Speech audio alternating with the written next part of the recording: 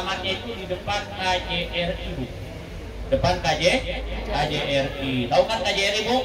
Saya yakin kalau KJRI tahu semua dah. Nah, dompet apa di situ depannya kalau Ibu belum tahu. Di situ ada teman-teman daripada dompet apa, termasuk kami yang diutus untuk memberikan dakwah itu ke berbagai macam negara-negara yang dimana di sana ada orang Indonesianya, dikirim oleh dompet apa. Dari mana itu semuanya? Dari yang diberikan oleh masyarakat, ya, ibu-ibu sekalian, daripada zakat, infak, sedekah dan lain sebagainya, itu dimanfaatkan untuk kemaslahatan kemaslahatan umat.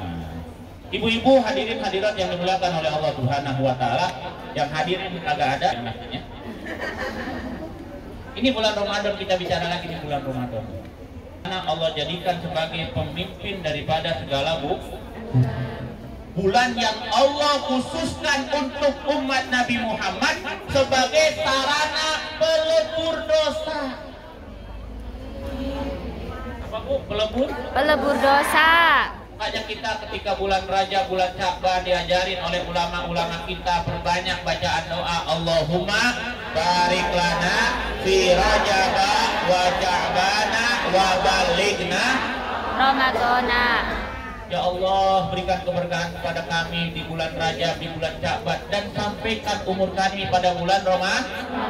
Nah, sekarang ibu-ibu udah sampai bulan Ramadan, pergunakan ini waktu yang ada di bulan Ramadan untuk mendapatkan ampunan dari Allah Subhanahu wa taala. Bagaimana caranya? Puasa. Puasa di bulan Ramadan kita kerjakan, Bu. Kerjakan sesuai dengan kemampuan kita. Kalau kita masih sehat, masih kuat, maka kerjakan itu semua sesuai dengan apa yang diajarkan oleh Nabi kita Muhammad Sallallahu Alaihi Wasallam. Ketika kita sudah tua, sudah tidak mampu lagi, maka Islam tidak memaksakan. Dikasih keringanan orang yang sudah tua, yang sudah tidak mampu, maka dia diberikan keringanan untuk tidak berpuasa di bulan suci Ramadan. Tapi kalau yang masih semangat tadi, semangat Pak Ustaz, walaupun kecil-kecil tapi semangat. Wah, itu harus semangat, puasanya harus semangat. Ini adalah bulan ampunan. Seolah-olah Allah bilang begini kepada kita umat Nabi Muhammad, Muhammad, umat Nabi Muhammad, dengerin, kamu 11 bulan itu banyak kagak ibadah. Nih, aku jadikan bulan Ramadan, perbanyak ibadah di bulan Ramadan, karena ibadah di bulan Ramadan dilipat gandakan pahalanya oleh Allah Subhanahu. Nah, berkenaan dengan itu saya ingat ada sebuah cerita di dalam kitab Irsyadul Ibad. Dalam kitab Irsyadul Ibad ada cerita, ada seseorang pemuda itu kalau hari-hari biasa ibadahnya bolong-bolong, ntar sholat, ntar kagak, ntar sholat, ntar kagak, kagak terus, banyakkan kagaknya daripada sholat. Tetapi ini pemuda ketika masuk bulan suci Ramadan, dia ambil bajunya yang paling bagus, dia beli wangi-wangian yang paling wangi, dia pakai bajunya, dia pakai wangi-wangian, kemudian dia beribadah dengan sangat tekunnya di bulan Ramadan. Padahal di selain bulan Ramadan, ibadahnya bolong. Ramadan dia hormati Ramadan baik-baiknya, dia beribadah dengan sehebat-hebatnya. Ditanya sama orang, bulan, kalau bahasanya orang Betawi begini, Bu, mohon maaf nih, ngapain lu ibadah bulan Ramadan? Biasanya juga malas. Biasanya kata orang Betawi nih, ya, ngapain lu ibadah? Biasanya malas. Sekarang ibadah pakai pura-pura. Apa jawab ini anak muda? Saudara, ketahuilah bahwasanya bulan Ramadan ini Allah jadikan sebagai bulan yang penuh berkah. Bulan Ramadan ini Allah jadikan sebagai bulan yang penuh dengan ampunan. Maka aku berupaya untuk beribadah di bulan Ramadan ini dengan sebaik-baiknya, dengan harapan mudah-mudahan Allah Subhanahu wa taala menampal kekurangan daripada ibadahku di selain bulan Ramadan dengan pahala yang aku dapatkan ketika aku beribadah di bulan. Jadi dia sangat menghormati bulan Ramadan. Padahal di lain Ramadan ibadahnya bolong. Akhirnya ini orang meninggal, Bu. Ketika dia meninggal, dia diimpikan, Bu. Sama siapa? Sama salah seorang yang soleh di kampungnya. Ternyata ini orang yang asalnya ibadahnya malas-malas, itu sedang bersurga, Bu. Di mana? Padahal ibadahnya malas. Selain Ramadan, ketika Ramadan, dia ada di surga dengan istana yang begitu mewah. Kemudian ditanya, Fulan, bukannya kau ini yang kalau selain Ramadan malas ibadahnya, cuma Ramadan doang rajin? Iya. Kok bisa kamu berada di surga punya istana mega ini? Apa jawab ini, Bunda? Aku mendapatkan karunia yang begitu besar dari Allah seperti ini karena aku menghormati bulan Ramadan dengan dia beribadah. Itu yang agamanya Islam. Ini ada lagi, agamanya bukan Islam. Agamanya bukan. Dia punya anak makan es krim tiap hari daripada bulan. Diomelin anaknya itu. Anakku, kamu nggak boleh makan di depan orang-orang muslim yang lagi pada puasa. Hormati orang muslim yang sedang berpuasa. Marah dia, anaknya dinasihati diomelin. Singkat cerita, ini orang yang bukan beragama Islam meninggal dunia. Ketika meninggal dunia, diimpikan sama orang soleh yang berada di kampungnya. Ternyata ini orang berada juga di surga. Masya Allah. Istananya dia miliki sangat megah, sangat luas. Ditanya, hei orang yang bukan beragama Islam, kok bisa engkau berat seperti ini di surga? Apa yang kau perbuat? Apa jawab orang ini? Aku mendapatkan karunia dari Allah seperti ini karena aku menghormati bulan Ramadan. Aku marah kepada anakku ketika dia makan minum di siang hari di depan orang-orang muslim yang sedang berpuasa. Sebab karena itulah ketika ajal menjemputku, aku diberikan hidayah oleh Allah sehingga aku mengucapkan 2 kalimat syahadat dan aku diberikan pahala surga yang begitu besar karena aku menghormati bulan.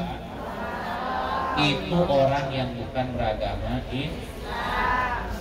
Nah, kita berharap kita kan beragama Islam, alhamdulillah. Kita datang di bulan, kita datang memasuki bulan Ramadan dengan penuh rasa hormat kepada bulan Ramadan. Dengan kita melaksanakan ibadah di bulan suci Ramadan, dengan kita mengeluarkan zakat kita di bulan suci Ramadan, dengan kita mengeluarkan infak kita di bulan suci Ramadan, dengan kita mengeluarkan sedekah kita di bulan suci Ramadan, maka itu semuanya insya Allah menyebabkan ridho Allah Subhanahu wa Ta'ala. Amin ya Rabbal. Nah, mudah-mudahan ibu semuanya senantiasa selalu mendapatkan keberkahan dari Allah. Amin. Mudah-mudahan ibu semuanya senantiasa selalu mendapatkan penjagaan dari Allah Subhanahu wa Ta'ala. Karena tidak ada yang bisa menjaga kita sehebat Allah menjaga kita. Maka di mana saja kita berada, kita mohon penjagaan dari Allah Subhanahu wa Ta'ala.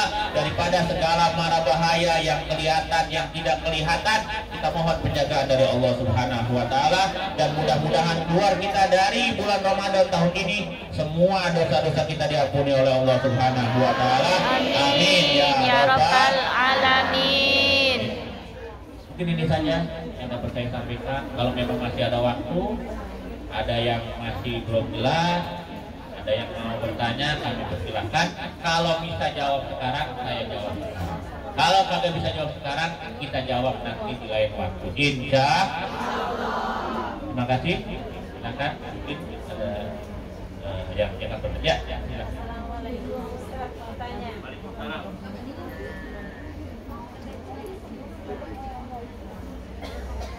Masalah sholat untuk bulan Ramadan itu sholat saya kalau di majikan setiap waktu maghrib selalu saya jamak dengan isya karena kebentur masalah masuk. Nah itu gimana Ustaz? Maksudnya kan kalau hari-hari biasa saya jamak sama sholat yang isya ya, itu boleh tidak selama kita masih kerja di Hongkong? Ya, gitu.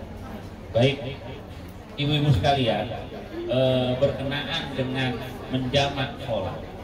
Ketika di situ ada macam apa itu macam kesulitan. Ada kesulitan. Kesulitan itu berarti ada sesuatu yang kita tidak bisa hindari. Contohnya juga kemacetan. Kemacetan. Ketika kemacetan kan susah. Udah macet, kita mau berhenti susah, ya kan? Sedangkan kita belum sholat maghrib. Maka ada ulama yang berpendapat itu boleh dijamak dengan sholat isya. Karena ada masakoh ya. Udah mentok gitu loh. Nggak ada lagi jalan keluar. Mentok udah. Nggak bisa. Maka dijamak dengan sholat isya. Maka yang demikian itu boleh ibu ketika itu sudah mentok nggak ada jalan keluar lagi, udah memang nggak bisa dicari nggak bisa cari solusinya, nggak ada, maka itu boleh dijamak. Yang penting masih tetap sholat gitu ya Bu ya. Jadi yang penting masih tetap sholat. Ketika sudah mentok nggak ada jalan keluar, maka dijamak sholatnya itu boleh. Yang kagak boleh itu ninggalin sholat. Udah, karena nggak bisa sholat, nggak usah sholat aja sekalian. Nah itu yang nggak boleh. Kalau masih menjamak itu alhamdulillah. Yang penting di situ udah memang benar-benar mentok, tidak ada waktu untuk kita melaksanakan ibadah karena kita punya majikan seperti itu. Begitu ya Bu ya. Mudah-mudahan Allah Subhanahu Wa Taala Maha tahu. Itu tidak sengaja melakukan itu, Allah Maha tahu. Yakin pada Allah itu Maha tahu, dan Allah lebih mengetahui daripada apa yang kita ketahui. Insya gitu ya Bu ya.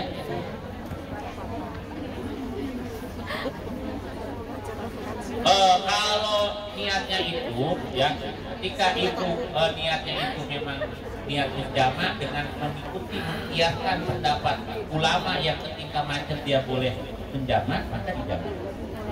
Kalau kodo itu ketinggalan bisa dengan tidak sengaja atau maka dia kalau itu kan itu jamak karena memang niat, karena nggak bisa untuk itu niatnya dijamak dengan sholat.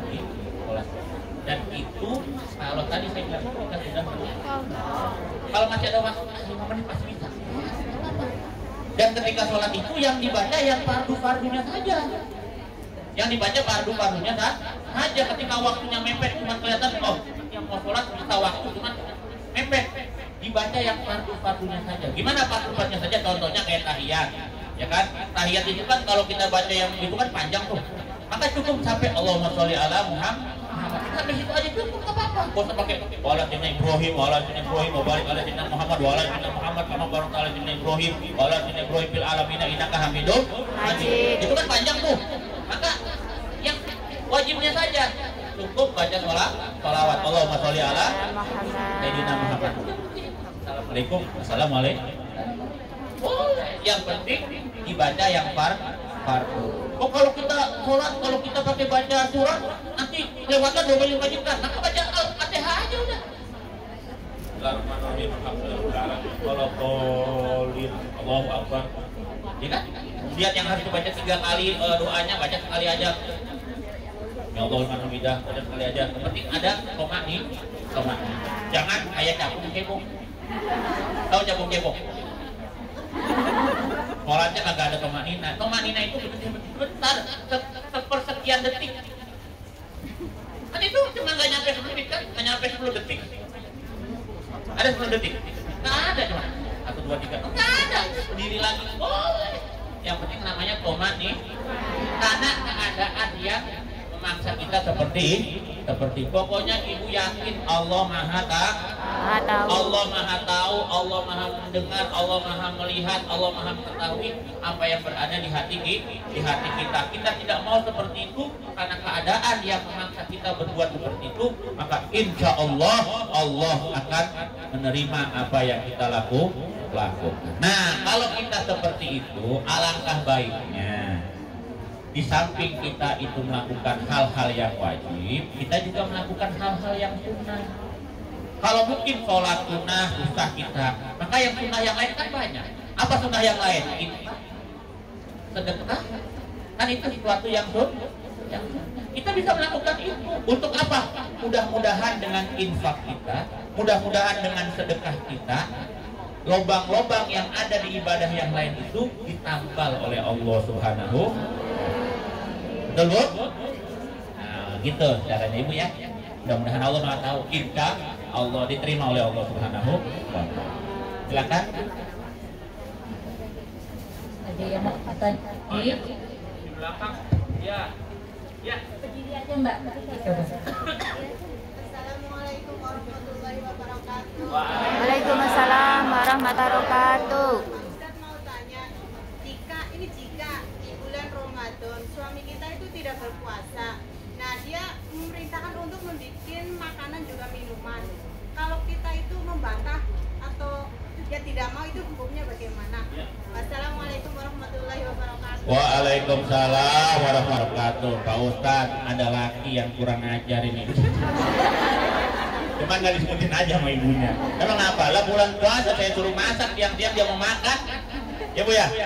Dia mau makan, dia kagak puasa. Bagaimana Pak Ustadz jalan keluarnya? Bikinin Bu. Bikinin. Loh, saya nggak berdosa. Enggak, dia yang berdosa. Ibu nurut suami, ya, ibu nurutin suami. Dia yang dosa, karena dia makan siang hari di bulan Ramadan. Ibu mah kagak berdosa, kenapa? Karena ibu ngikutin keinginan suami. Bikinin aja udah. Bikinin nih Bang, lu kagak makan, abang aja makan sendiri. Gitu. Lagi puasa saya, lagi puasa. Bikinin tetap, karena kalau ibunya bikinin, marah nggak dia? Bertengkar nggak? Tengkar. Mudaratnya lebih banyak nggak? Mudaratnya lebih banyak. Banyak mudaratnya, bikinin aja. Bikinin, dia mau makan, dia makan, yang dosa siapa? Ibu nggak ada tanggung jawab loh. Jadi kalau bini mah Bu, emang tugasnya taat sama tua. Selama itu tidak syirik kepada Allah. Ya, kalau suruh syirik sama Allah jangan mau Bu. Suruh berbuat sesuatu yang dosa besar, misalnya, lu jual diri sama mau kalau begitu. Jangan mau kalau cuma suruh masakin doang buat dia makan siang hari dia kagak puasa, masakin aja. Dosa siapa? Iya. Ibu tetap nurutin apa kemauan suami. Begitu ya Bu? Ini. Suaminya ada di Jakarta apa ada di sini? Oh, maksudnya kalau lagi pulang Ustaz, kalau lagi pulang siang-siang bagaimana itu ya? Siang-siang bagaimana suaminya ngajak minta disiapin makan? Kalau minta siapin makan kasih aja Bu. Yang kagak boleh kalau minta begituan. Kalau minta begituan bilangin Bang, ini siang hari Bang, jangan. Apa? Capek gua puasa 2 bulan berturut. Ini ada ceritanya nih, cerita masalah itu. Ya, biar nyambung kalian dah. Di zaman Nabi nih, bukan di sini, zaman Nabi dulu. Jadi itu cerita udah ada di zaman Nabi. Di zaman Nabi ada seorang laki-laki ngomong kepada Nabi, "Cilaka ya Rasulullah." Bukan celaka lagi Bu. Cilaka, itu kan udah parah celakanya. Kalau celaka masih biasa. Ini cilaka ya Rasulullah. Cilaka ya Rasulullah. Cilaka ya Rasulullah. Kenapa kamu? Kenapa? Ada apa? Kau ngomong cilaka. Kenapa? Ngomong duduk dulu yang benar, cerita. Ya Allah ya Rasulullah, cilaka saya. Kenapa? Saya mendatangi istri saya siang hari bulan Ramadan. Kata ini orang. Astagfirullah, kata Nabi. Beneran, bener ya Rasulullah. Emang kenapa? Agak kuat saya. Pengantin baru kali ya, pengantin Pak. Kalau pengantin lawas mau agak begitu pengantin lawas. Ini pengantin Pak. Waduh, kata Nabi, kamu harus puasa 2 bulan berturut. Katanya orang anak muda ini, Nabi, Rasul, sebulan aja saya kagak kuat. Bagaimana 2 bulan berturut? Nah sebulan aja saya jebol ini. Saya jebol datengin bini saya, istri saya. Bagaimana 2 bulan? Lah repot malah saya ini. Kagak bisa Nabi 2 bulan. Ya udah, kalau kagak bisa, hukuman yang kedua lebih ringan. Apa ya Nabi? Kasih makan 60 fakir. Bisa kan? Anak muda ini bilang apa? Kagak punya duit Nabi. Udah songong kagak punya duit saya Nabi. Kenapa kagak punya duit? Saya kagak punya duit, kerjaan aja susah, makan aja saya susah. Disuruh ngasih makan orang miskin 60 kagak bisa ya Nabi. Waduh, itu gimana sih katanya? Kasih makan kagak bisa, ya kan? Ya kan puasa kagak bisa, merdekakan budak, pertama merdekakan budak nggak bisa, kemudian suruh puasa 2 bulan kagak bisa, kemudian disuruh ngasih makan kagak bisa. Saya ini orang paling miskin ya Nabi, ya merdekakan budak nggak bisa, kemudian ngasih makan puasa 2 bulan berturut-turut kagak bisa, disuruh ngasih makan orang miskin. Saya ini kagak punya duit Nabi, maka saya ini gak punya untuk bayar ngasih makan orang miskin 60 Ya udah kalau gitu kan Nabi, mau ambil korma tuh. Ada orang tadi ngasih korma di depan tuh, kasih korma itu kepada 60 orang fakir miskin di kampung kamu. Ini orang ngomong apa? Nabi, yang paling miskin saya. Saya mau ngasih siapa? Seorang saya paling miskin. Udah katanya bawa aja main buat lu ya. Jadi kata dia, bawa semua materi dan lu pulang. Itu ada ceritanya di zaman Nabi. Tapi memang dia benar-benar tidak mampu. Makanya Islam itu tidak mempersulit orang pengikutnya. Semua ada jalannya. Yang penting kita tidak menyepelekan ajaran. Contoh, kita nggak bisa wudhu pakai air, boleh kata tayammum? Enak apa enggak? Enak. Kalau kita kena najis di baju kita, kalau umat Islam cuma disuruh cuci pakai air. Coba umat zaman dahulu, ini kena najis, potong, sambel, bolong, kena sini lagi, bolong lagi, kena sini lagi, bolong lagi. Kalau banyak sambelannya banyak lagi. Kalau umat Islam kan enggak, kena najis cuci kena najis cuci pakai air, selesai, jemur, selesai, bisa bersih, pakai lagi. Coba umat zaman dahulu, nggak bisa. Umat Islam, sholat di mana aja boleh enggak? Boleh. Sholat di sini boleh, sholat di mana boleh. Yang penting nggak boleh sholat di tengah jalan. Sholat di tengah jalan nggak boleh, tabrak mobil nggak sholat. Maksudnya karena bahaya, ya bahaya. Jadi umat Islam itu semua muka bumi boleh untuk sholat, boleh untuk. Kalau orang yang bukan Islam itu sholatnya khusus. Ketika dia sholat ditempatkan di sini sholatnya, maka dia dimanapun harus kembali ke situ untuk dia melakukan ibadah. Contohnya saja, ya saudara-saudara kita yang beragama lain itu, yang mereka agamanya lain itu, ya mereka yang punya agama lain, itu kalau sudah beribadah di tempat yang satu, itu nggak boleh dia ibadah di tempat yang lain. Dia harus di situ ibadah. Jadi dia kudu datang ke situ, ibadahnya di situ. Nggak boleh, padahal sama. Coba kalau kita di masjid ini boleh apa enggak? Masjid Aman apa ya? Amar, Masjid Amar yang atasnya ada tempat makan itu.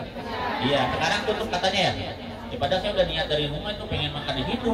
Kalau habis buka puasa gitu katanya tutup kan bulan puasa. Ya Allah, kapan bukanya? Ntar seminggu setelah Lebaran. Ya udah pulang itu mah. Emang Ustaz pernah makan di situ? Pernah. Enak itu makannya muter-muter. Iya. Iya kan waktu muter-muter kan piringnya. Iya, jadi habis sholat kita ke atas makan lantai 5 kalau nggak salah. Nah, kita tahu aja dia pernah itu.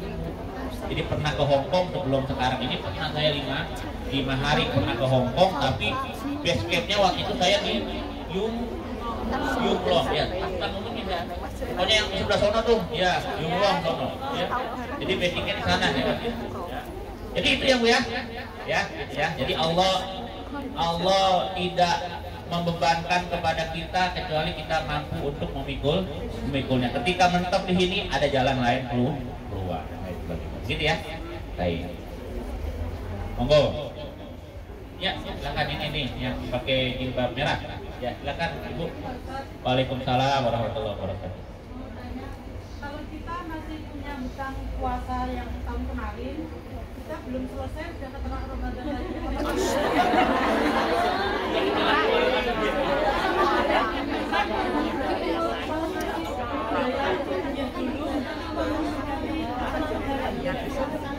Baik, Ustaz, ini masih punya utang, tapi bukan utang duit, utang puasa. Belum sempet bayarnya, udah keselak lagi sama Roma. Emang Ramadan itu kagak pernah ke Hong Kong kali dia? Kan selang aja. Kan kalau di Hong Kong kagak ada yang suka nyelang-nyelang ya? Bukan, maksudnya tahu-tahu lupa, ingat ya Allah belum bayar, ternyata udah masuk bulan.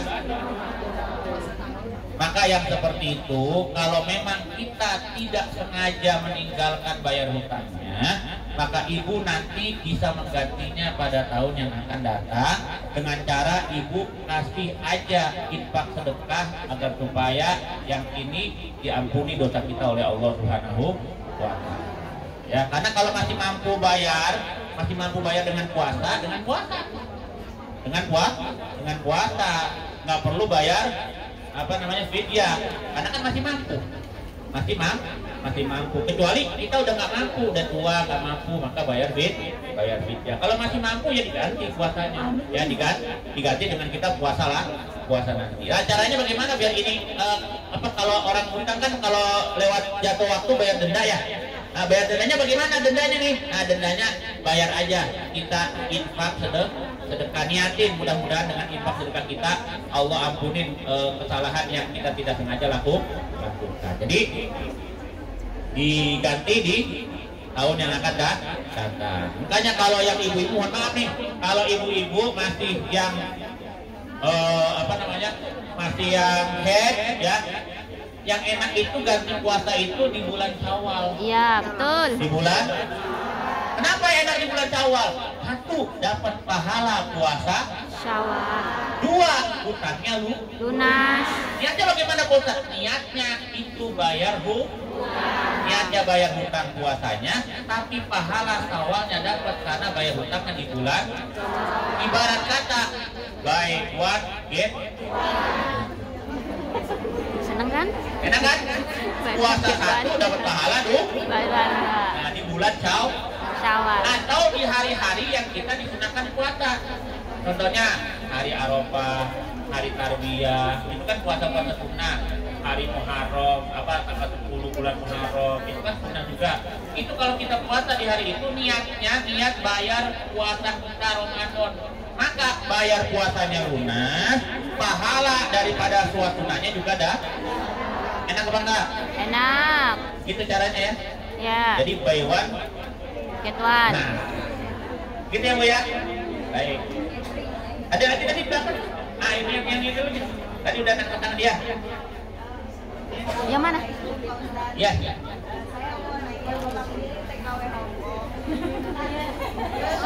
Kan tidak semua majikan membolehkan sholat, sedangkan sholat itu wajib. Nah, gimana caranya? Ada juga TKW yang nggak boleh pakai hijab, ada juga yang TKW yang sama sekali Nggak boleh sholat. meninggalkan majikannya yang jaga bobo misalnya. Nah, itu kalau menjalankan sholat itu gimana? Sedangkan kita tahu kalau sholat itu wajib. Kalau mengenai jilbab, gini saya mau nanya gini dulu nih, ini mau nanya dulu, itu kalau kita tinggal di majikan punya kamar sendiri nggak?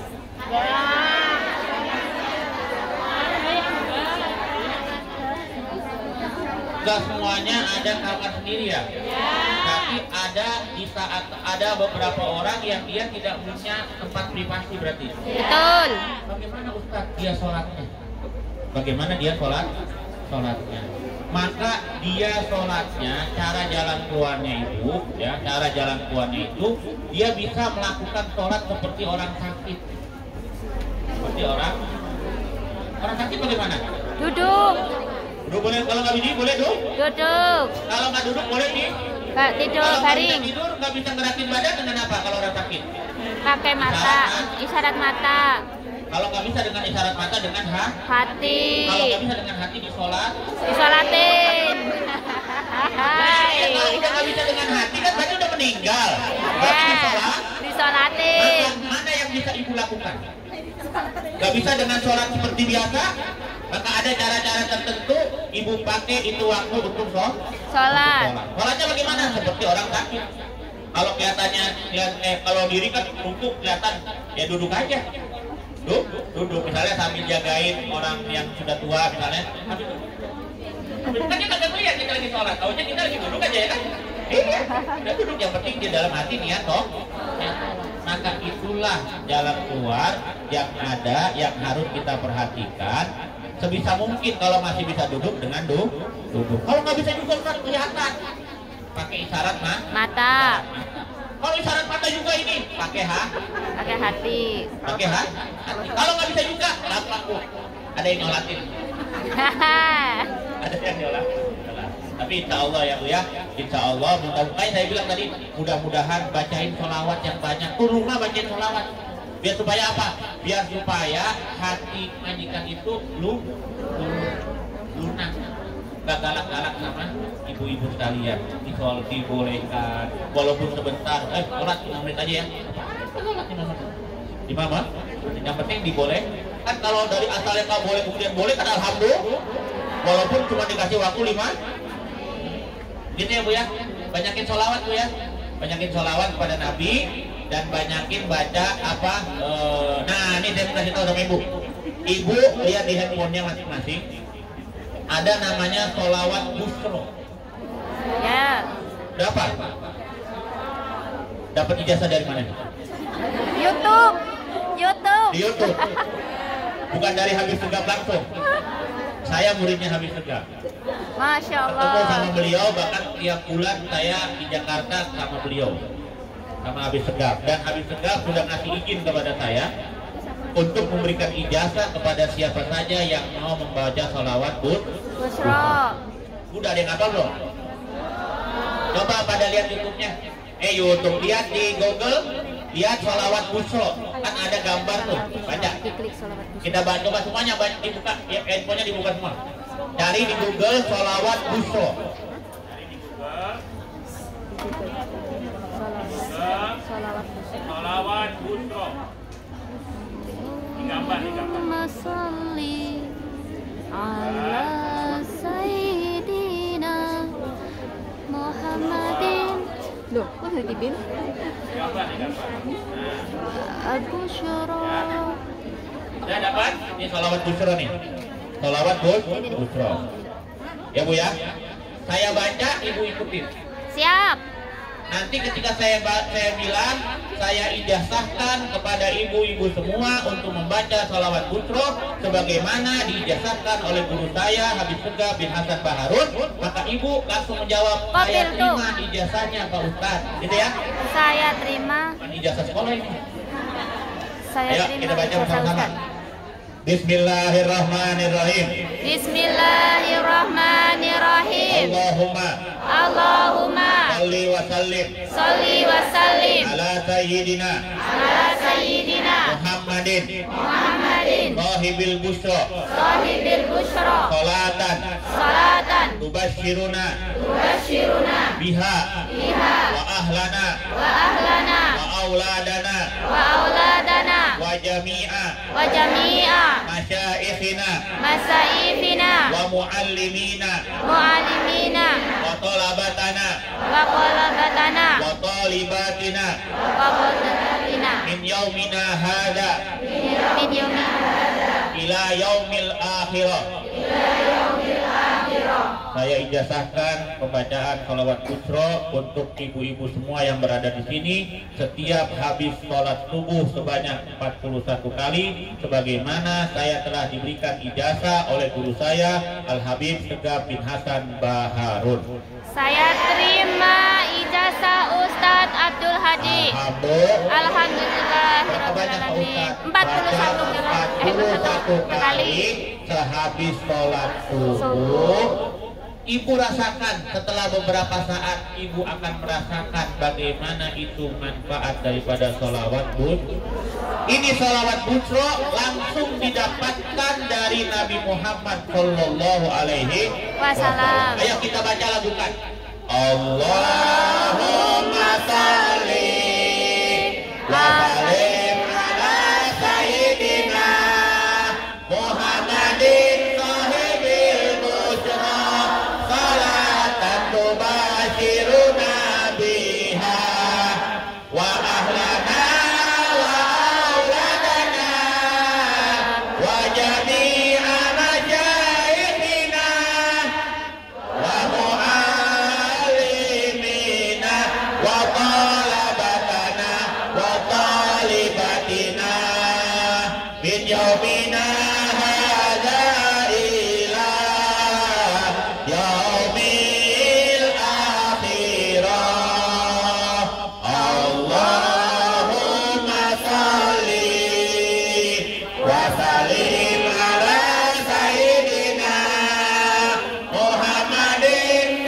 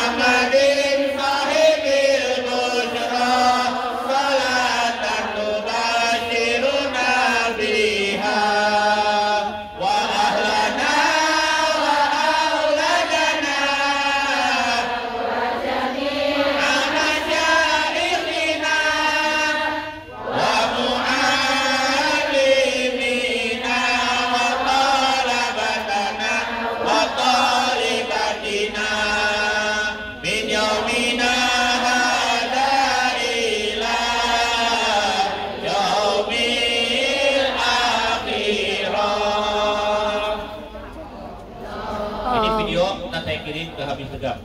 Masya Nanti Allah. insya Allah biar ibu-ibu semuanya mukanya dipandang oleh beliau. Mudah-mudahan nanti beliau bisa langsung datang ke Hongkong. Amin ya Allah ya Rabb. Kalau emang nanti ada kesempatan, undang beliau datang ke Hongkong. Ini masya Allah beliau ini masya Allah banyak. Bukan karena guru saya, bukan, karena memang beliau masya Allah. Ibu lihat di YouTube dah. YouTube itu beliau habis tegap bin Hasan Baharun masya Allah ya. Jadi insya Allah ya ibu-ibu semuanya mendapatkan keberkahan dari Allah Subhanahu. Masih ada waktu? Masih ada waktu? Masih. Silakan kalau masih ada. Ya. Ini sorry ini dulu yang tadi udah angkat saya tas dia ya deh. Ya masih. Ah iya nih. Silakan.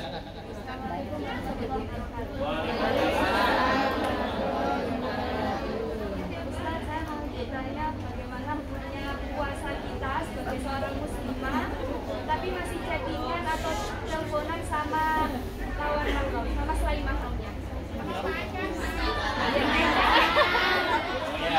Video call. Masih kelihatan sama video call? Ya. Emang ada pacarnya video call juga? Oh. Ya, baik. Bagaimana Pak Ustaz? Puasa tapi masih chatan. Ngechat, ya, masih ngechat. Yang penting bukan setan. Tapi setan, chatting, masih chatting Pak Ustaz. Masih chatting. Jadi begini, ibadah puasa itu ada 3 macam kata Imam Ghazali. Ini bukan kata saya ya.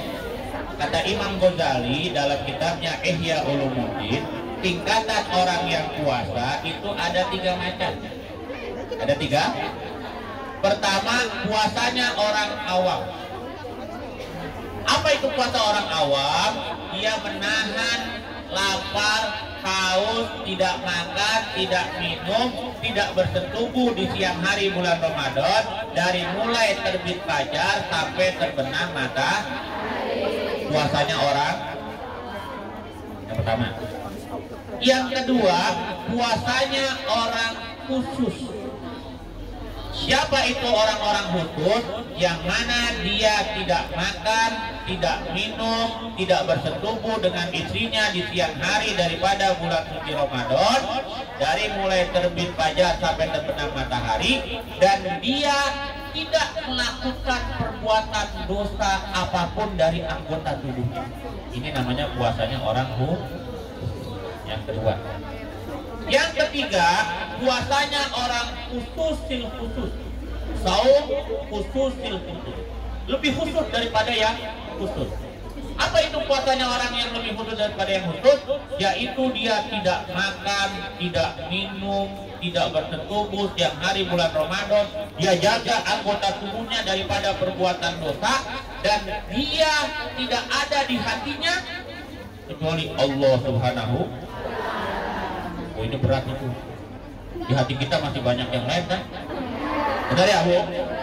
Di hati kita masih banyak yang lain. Iya, ngaku aja kita juga masih banyak yang lain. Di hati kita masih mikirin yang lain. Ini kalau yang khususin khusus, dia cuma karena Allah doang. Udah di hatinya Allah kan yang lain. Dia kagak makan, dia kagak minum, dia kagak punya duit, kan urus. Yang penting dia di hatinya adalah Allah. Nah ini khususil khusus. Itu yang paling tinggi. Yang di bawahnya dikit, walaupun di hatinya masih ada selain mikirin Allah, dia menjaga anggota tubuhnya daripada hal-hal yang membatalkan pahala puasa. Yang ketiga, puasanya orang awam, kebanyakan orang. Apa itu? Ya dia puasa, kadang makan, kadang minum, kadang bersetubuh siang hari, tapi kadang-kadang masih suka ngomongin Orang. atau melakukan sesuatu yang dapat membatalkan pahala. Kata Nabi, kam min shaimin laisa lahu min siyamihi illa al-juwal atas. Berapa banyak orang puasa tapi nggak dapat pahala puasa, cuma dapat lapar dan puasanya sah, puasanya sah. Dia nggak perlu ganti nanti setelah Ramadan setelah Syawal, nggak perlu ganti puasanya, nggak perlu. Sah puasanya, tapi kagak dapat pahala. Kagak dapat? Rugi apa rugi? Sah apa enggak sah? Sah. Kalau tanya puasanya bagaimana? Sah puasanya, tapi kagak dapat. Kalau cuma cetan doang bagaimana Ustaz? Kalau cetan doang mah kagak ngapa-ngapa, ngechat doang kan. Yang penting ngomongnya kagak ngomong yang kagak bener, ya. Terus kalau video call bagaimana Ustaz? Ya kalau pakai jilbab kagak ngapa-ngapa, yang penting kagak telan. Hanya kagak buka aurat, ya kan? Kagak buka aurat, ya. Tidak melakukan perbuatan dosa, tapi sebisa mungkin itu ditinggal. Lagi puasa ditinggalin biar pahalanya sempurna. Sah puasanya, puasanya sah, cuman kagak dapat. Ya kalaupun dapat pahalanya kagak sempurna, ada bolong-bolongnya. Nah, begitu ya dek. Ini katanya masih anak muda, masih muda itu. Nah, dari mukanya kelihatan soalnya. Ya, gitu ya. Ya mudah-mudahan ya. Oke. Silakan ibu.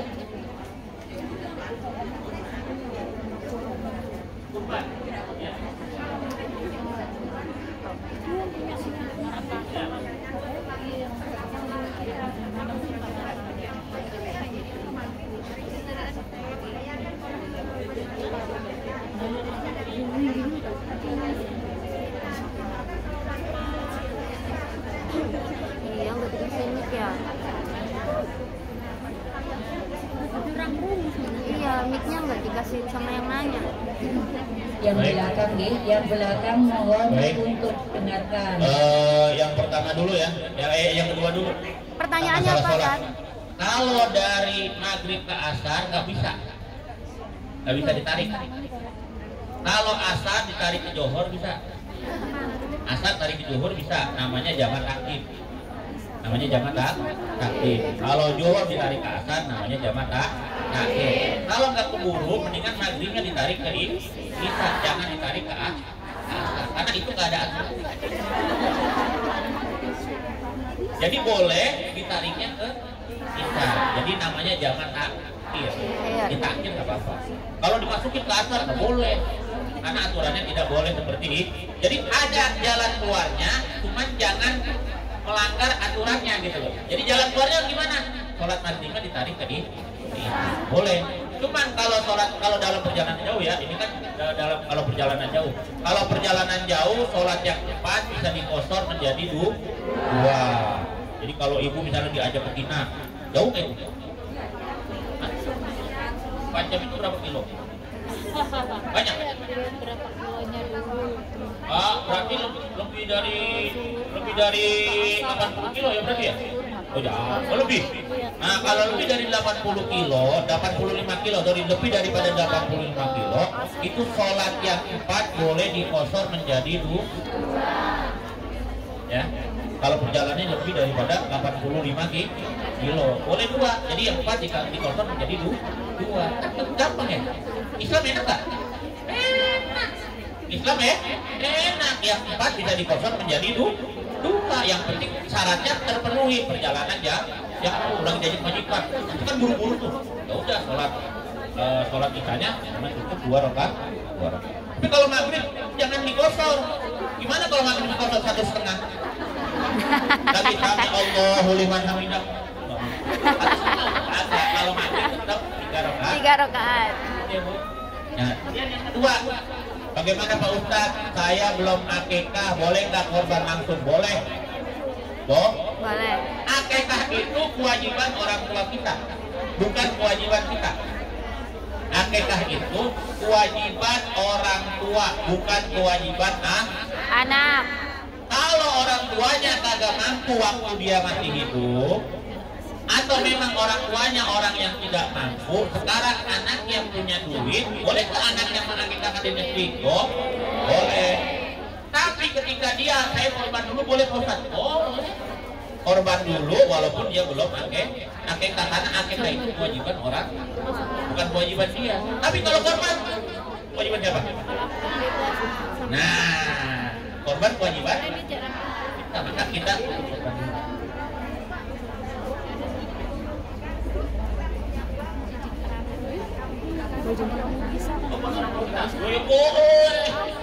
itu namanya anak yang berbakti. Bukan boleh doang, boleh banget. Boleh Pak? Boleh Pak. Ya, itu namanya kita berbakti kepada orang tua karena orang tua kita tidak mampu, jika kita yang memberikan korban, apa kita yang memberikan kambing buat akikah orang tua kita. Oh, tidak apa, tidak apa. Apa Bu? Iya, baik, terima kasih. Ya. Bisa sih. Oke. Ayo. Berapa? Di sini kayaknya 23 soalnya. Aku kalau kurang dari dirinya saya juga. 8 sama beda kan 3 kan 11. Kalau di sini kayaknya udah. Sholat isyraq tidak ada yang mengharuskan berjamaah. Jadi sholat isyraq itu sendiri. Sholat tadi. Jadi ketika matahari udah terbit itu namanya sholat id. Oh, sholat subuhnya. Oh, apakah sholat subuhnya harus berjamaah baru boleh sholat isyraq? Tidak. Tidak. Jadi walaupun dia misalnya sholat sendirian subuhnya, kemudian masuk waktu isyraq dia mau sholat isyraq, boleh Pak Ustaz? Oh, boleh. Ya. Oh, boleh. Jadi biar dapat tuh manfaat-manfaat seperti itu ya. Jadi kalau emang ada kesempatan Bu, majikannya nggak marah, ya sudah kerjain. Yang sunnah-sunnah kerjain biar supaya kita dapat banyak keberkahan dari Allah. Mau sholat isyraq, mau sholat duha, pokoknya kalau majikannya ngebolehin itu kerjain apa aja ibadah. Karena ibadah itu adalah sebagai bentuk bentuk tanda syukur kita kepada Allah. Jadi nggak harus sholat subuhnya berjamaah untuk sholat itu.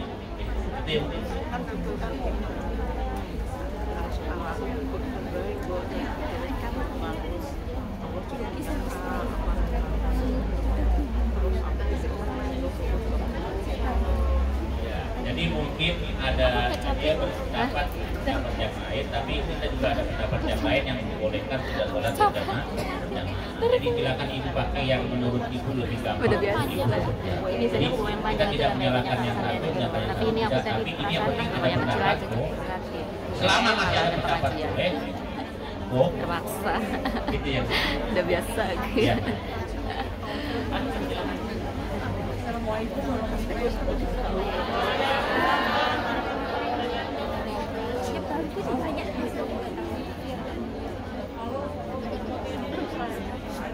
Pertanyaan yang benar dikasih mic dong.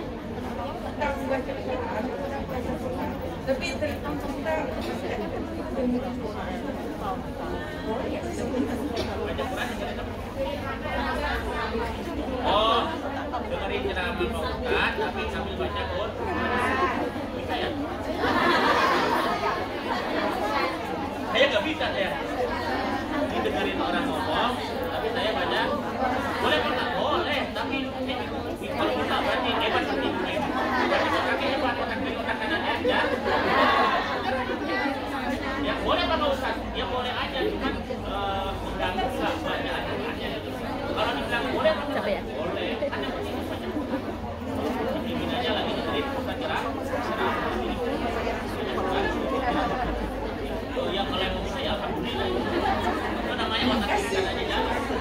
Nggak apa-apa ya. Amazing. Boleh. Punten ya Bu. Punten ya Bu. Sikilnya melak. Ada yang angkat tangan Bu. Silakan Bu, berdiri nggak apa-apa, suaranya kencengin dikit. Waalaikumsalam warahmatullahi wabarakatuh. Misalkan di rumah majikan kita itu bisa sholat ibadah, tapi di rumah majikan ada anjingnya, ada anjing. Baik. Ya. Di rumah majikan ada. Bagaimana sholat saya nih Pak Ustaz? Bagaimana sholat? Ulama mazhab ada yang bilang anjing itu tidak najis. Ada yang bilang ya. Ulama 4 mazhab itu ada yang bilang itu anjing itu bukan najis yang mughallah. Jadi sebisa mungkin ibu ketika mau sholat itu pakai alas yang bersih. Alasnya ya. Jadi kan misalnya ya namanya kita tahu anjingnya lewatin lantai, tapi kan ditutupi dengan alas. Ibu sholatnya bukan di lantai, tapi di alasnya gitu. berarti alatnya bersih kan? Nah, mati boleh ya Bu ya, boleh. Yang penting alatnya bersih, gitu ya Bu ya. Nah, bahkan ada ulama mazhab yang bilang kita sentuhan sama anjing itu dia enggak najis bola, enggak najis bola. Ada, makanya ada orang-orang di Saudi itu ada yang merah anjing di Saudi padahal loh, tapi bukan di tanah haram ya. Kalau yang di Jeddah kayak di Riyadh itu orang Saudi ada yang merah. Karena anjing itu ada yang sebagian ulama bilang dia bukan najis bola. Jadi yang penting alat sholatnya gitu ya Bu ya. Ya asal jangan lagi sholat anjingnya di hadapan aja, anjing itu gitu. Ya kan lu kalau kita di punya anjingnya di depan itu sholat Akbar. Ya kan? Kadang-kadang kalau anjingnya pintar kan suka ngikutin ya. Iya. Kita lagi sholat jadi ngikutin di depan diri sholat begitu, aduh repot itu. Ya, ada lagi silakan Bu. Ya. Maaf aku tanya. Kalau waktu menstruasi itu boleh nggak masuk masjid? Menstruasi. Lagi menstruasi. Yang SMS ke saya ini apabila lagi menstruasi boleh tidak datang ke masjid. Boleh nggak menstruasi lagi haid kita datang ke masjid ya? Kalau mazhab Syafi'i ya, itu orang yang lagi haid tidak boleh berdiam diri di masjid. Mazhab Syafi'i. Tapi mazhab yang lain ada yang membolehkan dengan syarat disumpel. Ya ngomongnya gas aja. Pakai apa? Terserah ibu. Pakai apa? Kan saya nggak ngerti yang boleh pakai apa. Dalam bahasa fikihnya disumpel. Nyumpelnya pakai apa? Nah ibu yang ngerti dah. Pakai apa aja terserah. Yang penting disumpel. Dan tidak takut itu akan Netes. Kalau aman, pakai yang ada sayapnya. Pak Ustadz kok tahu yang ada sayapnya? Kan saya pernah beliin ini sayap. Kata istri saya, ayah beliin pembalut. Ayah lagi di mana? Lagi di Indomaret. Beliin pembalut ya. Pembalut yang bagaimana? Yang ada sayapnya. Saya bilang gini, emang itu pembalut semacam burung ya? Pakai sayap. Bener kan? Ya. Ya enggak loh, orang buat istri itu kenapa? Orang beli buat wah yang buat istri nggak apa-apa beliin. Saya bener beliin itu. Ya yang penjaganya juga mungkin bingung ya. Ini Pak Haji kok beliin kembang. Ya nggak jadi masalah saya Pak Haji. Pak, kata dia bener dia ngomong gini tapi banyak. Pak Haji beneran ini yang ada sayapnya. Saya bilang begini beneran ini saya lagi tanya. Iya ini dia bener yang ada sayapnya. Oh, di Arab malah laki-laki semua kan. Karena sebenarnya mohon maaf nih, ini mah pencerahan buat ibu-ibu tapi jangan habis ini langsung telepon suaminya. Jadi sebenarnya tugas masak itu tugas suami. Tugas cuci tugas suami. Tugas nyari duit tugas suami. Dan tuh bini tugasnya apa? Bini taat sama laki doang tugasnya. Kalau suruh masak.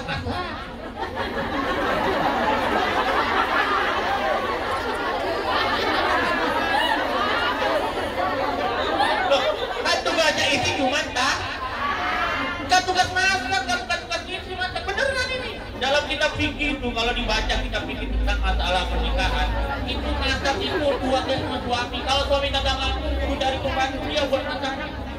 Dari pembantu buat nyuciin. Iya, tugasnya itu cuma kalau disuruh suami masak, ya masak. tapi bukan dalam rangka itu, dalam rangka taat sama suaminya itu dia. Maka pahalanya Bu, istri itu kalau mau masuk surga wanita itu gampang banget. Gampang beneran, gampang. Perempuan itu masuk surganya gampang, beneran gampang. Beneran gampang perempuan itu. Yang penting ketika seorang wanita itu meninggal, suaminya redo kepada dia, ikhlas karena wanita itu adalah orang yang soleha, yang taat sama suaminya, itu langsung dibukakan pintu surga, masuk dari pintu mana aja perempuan. Amin. Makanya doain biar punya suami yang benar, yang kagak nyuruh macem-macem, ya kan? Yang nyuruhnya yang baik-baik aja. Bagaimana cara Ustaz? Baca sholawat busro itu yang tadi. Beneran kan? Ibu praktekin tuh baca sholawat busro 3 bulan aja. 3 bu. Ntar ibu cerita sendiri dah. Ada yang ibu dapat masing-masing ya. Nah, kalau ada yang dapat yang ini cerita sama saya. Ustaz saya begini 3 bulan. Saya baca sholawat busro. Nanti saya lapor sama Habib Segaf. Biar beliau juga bisa lebih ya pokoknya bisa lebih memperhatikan kita semuanya ya. Karena ini memang ada orang lumpuh, dia nggak dapat ijazah, dia baca di YouTube, dia lihat di YouTube sholawat busro, dia baca sholawat busro itu karena ngeliat di YouTube. Orangnya lumpuh, anak perempuan umurnya masih muda lumpuh. Dia baca sholawat busro 3 bulan. Setelah 3 bulan dia datang ke pondok pesantren tempat guru saya Habib Segaf itu. Dia lapor bahwasanya gara-gara dia baca sholawat busro selama 3 bulan, lumpuhnya itu total sembuh. Masya Allah. Malam-malam hari dia didatangi sama seseorang, kata orang ini, maka orang itu menepok kakinya, paginya bangun bisa jalan dia, lari bisa. Masya Allah. Nah, mudah-mudahan ibu-ibu praktekin tadi ya sholawat busro ya. Itu kan agak penuh keras, tapi kalau pakai lagu itu kan enak tadi tuh. Allahumma sholli wa sallim ala sayyidina Muhammadin sahibil busyra salatan tubashiruna biha wa ahlana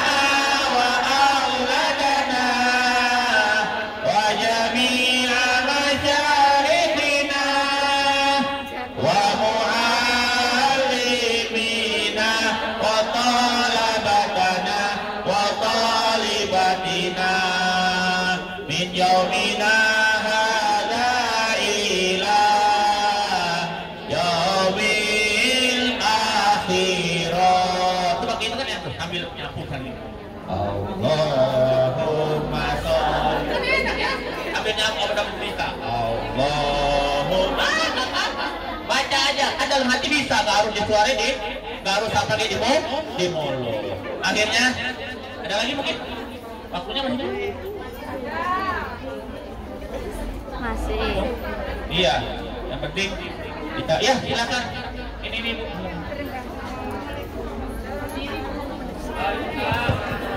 Ini pertanyaan terakhir ya, kasihan ustadznya biar istirahat. Tanya Ustaz, karena ada yang bilang boleh, ada yang bilang nggak boleh. Kalau ketika kita puasa, boleh nggak sikat gigi atau kalau sedang umur? Pak Ustadz, boleh nggak kalau kita puasa habis sholat subuh kita sikat gigi? Boleh. Habis zuhur pun masih boleh, tapi hukumnya hanya Jadi kalau sebelum zuhur ibu sikat gigi karena kelupaan sikat gigi sebelum subuh itu tapi kalau sesudah zuhur itu hukumnya Yang penting waktu sikat gigi jangan sampai ada yang baik sisa makanan maupun air. Itu aja. Jadi sikat gigi biasanya kalau habis lagi kumur-kumurnya begini, kalau lagi puasa begini. Iya kan, kalau kadang-kadang kumur yang enak tuh begini. Lagi ini semuanya bersih kan? Itu kita keluarin ya. Begini, pokok-pokok itu kan ya. Kalau bukan puasa ya. Tapi kalau lagi puasa jangan seperti itu. Ya, kalau lagi puasa kumur-kumurnya begini. Jadi kumur-kumur langsung keluar, tidak ada yang dalam. Begitu ya Bu ya. Jadi nggak apa-apa ya Bu ya. Oke ya. Kayak gini ibu-ibu.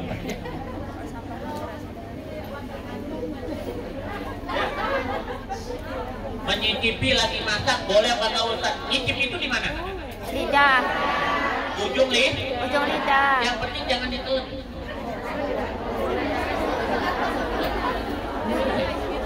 Kan nggak ditelan, langsung dikeluar. Jadi cuma buat merasa asin apa enggak kan? Ini doang nih, mohon maaf ya, saya contohnya.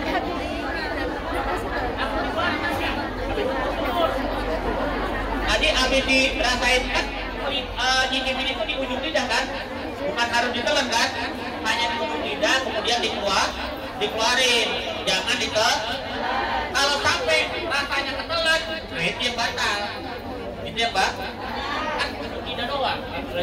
Ya, makanya itu kehebatannya Allah coba bikin lidah ini, ujungnya itu buat masakan. Ya itu biar supaya kalau dibuat itu nanti kagak batal. Di antaranya ini, coba kalau lidah itu yang buat rasa itu adanya di paling dalam, bagaimana caranya? Angkat kan? Batal. Gitu ya Bu ya. Jadi kalau suka rasa akan dibuang tapi jangan dimasukin ke dalam. Habis itu kumur. Habis itu kumur. Oke. Terakhir. Oh ya, masih ada satu. Waalaikumsalam.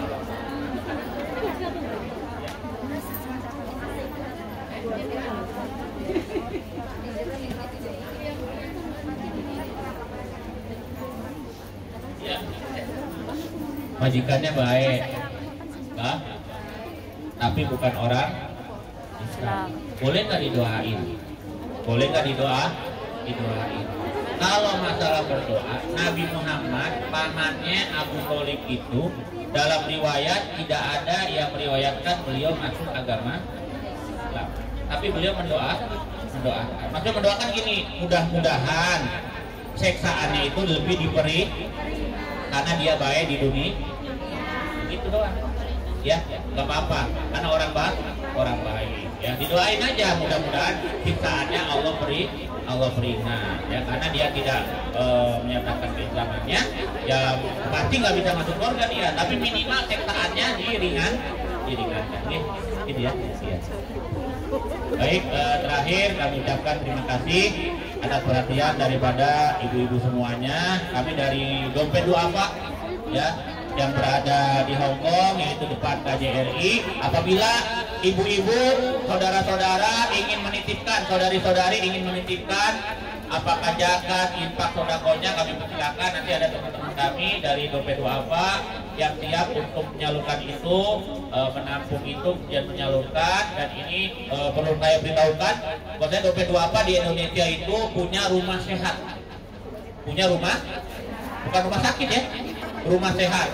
Kemudian ada sekolah anak-anak pinter yang tidak mampu.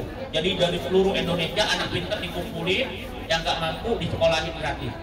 Kemudian diberikan buat tebar hewan kurban untuk pelosok-pelosok itu. Jadi apa yang ibu-ibu, saudari-saudari sampaikan ke Dompet Duafa itu akan diberikan atau disebarkan ke seluruh Indonesia, bahkan juga keluar negeri. Ketika di Palestina, di mana ada saudara-saudara kita yang membutuhkan, itu semuanya diberikan atau dibantu daripada apa-apa yang saudari-saudari ibu-ibu berikan atau ibu-ibu titipkan kepada Dompet Duafa. Boleh langsung ke kantor Dompet Duafa, boleh melalui teman-teman yang dipercaya oleh Dompet Duafa, boleh juga melalui M-Banking ya. Ya, boleh pakai M-Banking, boleh pakai apa nih namanya? Saya tadi kata telepon, katanya bisa diiniin, bisa masuk Dompet Duafa. Juga kalau ibu ngirim uang melalui BRI itu ada berapa dolar itu yang dititipkan untuk Dompet Duafa. Jadi semuanya itu mudah-mudahan dapat keberkahan dari Allah Subhanahu wa Ta'ala, dan mudah-mudahan kita dapat bertemu lagi, bukan hanya sekarang ini tapi di lain-lain waktu kita dapat bertemu. Itu pun kalau diterima sama ibu-ibu di sini. Kalau diterima saya datang lagi kemarin. Kita mudah-mudahan kita dapat keberkahan ya. Nanti walaupun bukan di bulan Ramadan kita dapat kemari, kan minimal ntar ada kuenya gitu kan. Kalau ada kuenya bisa 3 jam lebih. Ambil makan Pak. Ya Bu ya, bercanda Bu. Kalau orang Betawi suka bercanda soalnya. Ya, yang kagak boleh bercanda nggak boleh. Kalau bercanda boleh.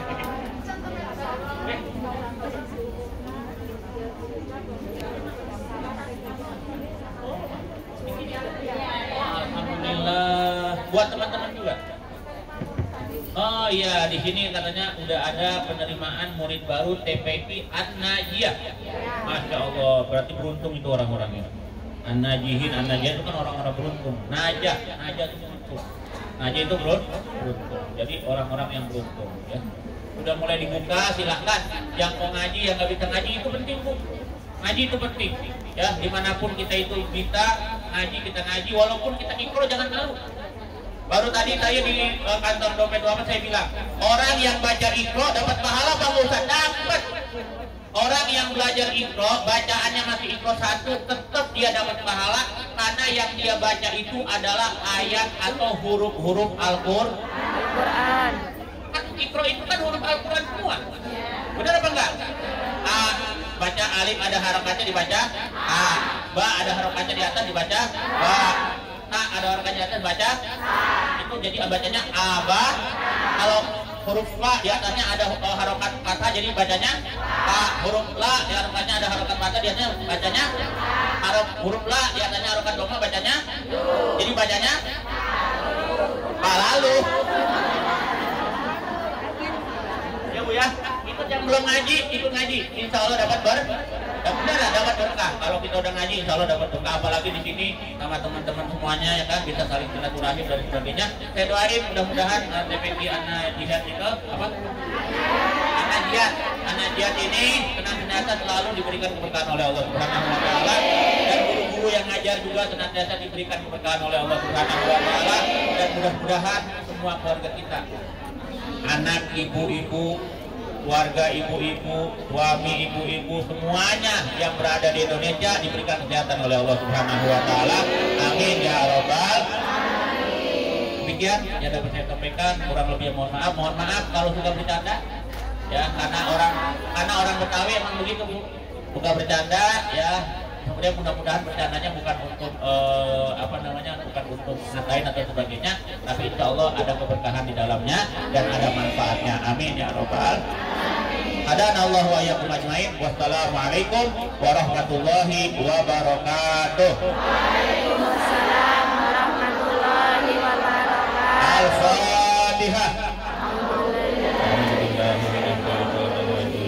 Bismillahirrahmanirrahim. Alhamdulillahirabbil alamin. Arrahmanirrahim. Maliki yaumiddin. Iyyaka na'budu wa iyyaka nasta'in. Ihdinas siratal mustaqim. Siratal ladzina an'amta 'alaihim ghairil maghdubi 'alaihim waladdallin.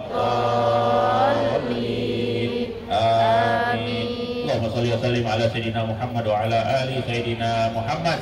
Allahumma aghnina bil ilmi wa zayyina bil hilmi wa akrimna bil taqwa wa jammilna bil afiyah bi rahmatika ya arhamar rahimin. Allahumma inna nas'aluka fahman nabiyyin wa hifdzal mursalin wa ilhamal malaikatil muqarrabin ya Rabb ya Karim ya Rabb ya Rahim. Allahumma rabbana taqabbal minna wudu'ana wa salatana wa siyamana wa raka'atina wa ruku'ana wa sujudana wa tasbihana wa tamjidana wa tahlilana wa takbirana wa takhassuana wa tadarru'ana wa la tanzibihi wujuhana ya ilahal alamin wa ya khairan nasirin. Allahumma ighfir lana wa liwalidina warhamhuma kama rabbayana sigara wa li ikhwanina alladhina sabaquna bil iman wa la taj'al fi qulubina ghillan lil ladzina amanu rabbana innaka ra'ufur rahim. Rabbana atina fid dunya hasanah wa fil akhirati hasanah wa qina adzabannar.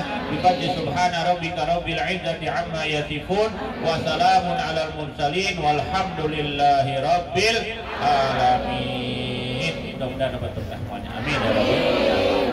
Mohon izin ibu duduk, saya mau foto selfie ke belakang sama ya. Siap. Kayak ini, kayak orang-orang. Kak, kamu udah bisa ekspos tuh? Gak kelihatan.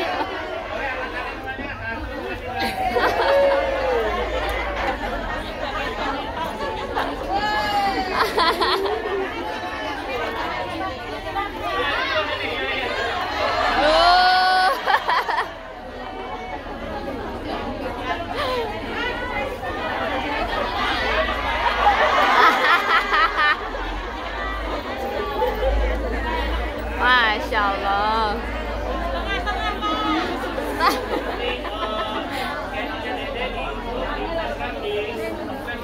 Ya. Instagramnya apa, Ustadz? Jadi